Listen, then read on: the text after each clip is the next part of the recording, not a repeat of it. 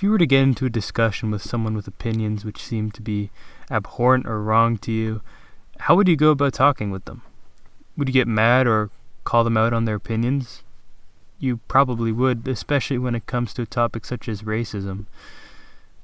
Being mad about such a topic isn't a bad thing. I'd argue it's a completely normal reaction.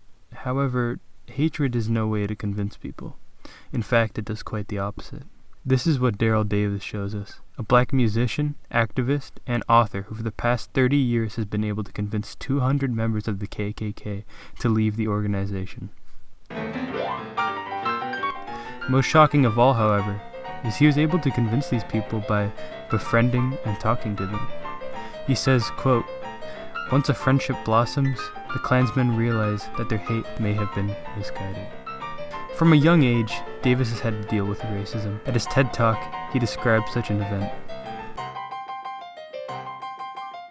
A suburb of Boston. I was one of 2 black kids in the entire area, at least in the school. I joined the Cub Scouts at the age of 10 at the invitation of some of my white male friends. And we had a march from Lexington to Concord to commemorate the ride of Paul Revere. My den mother let me carry the American flag. And as I was marching as the only black scout in this parade, along with the Girl Scouts, Boy Scouts, Cub Scouts, and Brownies, I think 4-H Club was there and some other organizations. As I was marching down the street, somewhere along the parade route, I began getting hit with bottles, soda pop cans, rocks, and debris from the street by just a small group of white spectators mixed in with the all-white crowd on the sidewalk. This was the first time I ever experienced anything like this. They never explained why, even though I kept asking, why are they hitting me? Why are they hitting me? It happened. For the first time in my life, my parents sat me down at the age of 10 and explained racism to me. I had absolutely no idea what they were talking about. It was inconceivable to me that someone who had never laid eyes on me, never spoken to me, knew absolutely nothing about me, would want to inflict pain upon me for no other reason than this. Although having to deal with events like these, he has learned that many of the people who are in the KKK simply have never been challenged on their views. He shows us that through building up commonalities between each other, we can bring down barriers and change minds. In an interview with NPR, he describes the first time he befriended a Klan member was when he was playing music for the Silver Dollar Lounge. That he wanted to buy me a drink. I was like a novelty to him. So I went back to his table, I had a cranberry juice, and then he announces, "This is the first time I ever sat down and had a drink with a black man." And now I'm the one who's incredulous. Like, how can that be?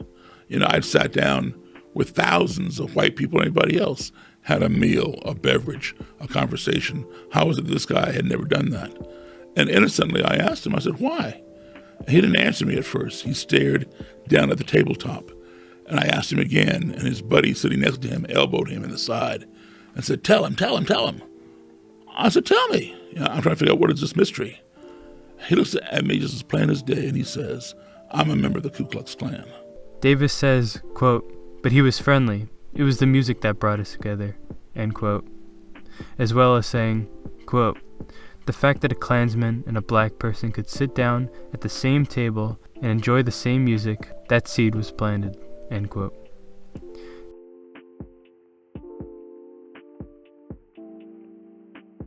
This seed of doubt is what caused many of the Klansmen Davis talked to give up the Klan. Through building up commonalities and friendships, the Klansmen themselves begin to chip away at their own ideology, Davis says. Quote, "I didn't convert anybody. They saw the light and converted themselves," end quote. From this point onward, armed with knowledge, Davis decided to go around the country to sit down with Klan's members and leaders to find out, quote, "How can you hate me when you don't even know me?" Davis would go on to help convert many people, his most famous experience being between himself and the Imperial Wizard of Maryland, Robert Kelly. Go on. Well, every now and then the cassette would run out of tape, right? And I'd reach down into my bag to pull out a fresh cassette. Or Mr. Kelly would pound the table, "Mr. Davis, the Bible says." I'd reach down, pull out the Bible. Every time I'd reach down like this to get the Bible or the cassette out of the bag, the Nighthawk would reach up onto his hip. Right? Now, that was cool. I mean, I got that. That's his job. His job is to protect his boss. He has no idea what's in my bag. That's a little distracting, though, isn't it? Well, yeah.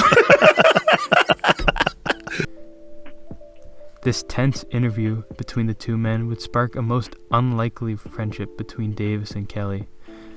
After this event, Robert Kelly would invite Davis to Klan rallies and even his own home to talk and ask questions. By gradually disputing all of Kelly's claims through listening and carefully challenging all of his arguments, Kelly would eventually leave the Klan and gave up his robes to Davis. Ultimately, Davis shows us that we can't change hate through more hate. We have to learn to hate the sin and not the person, because people can change.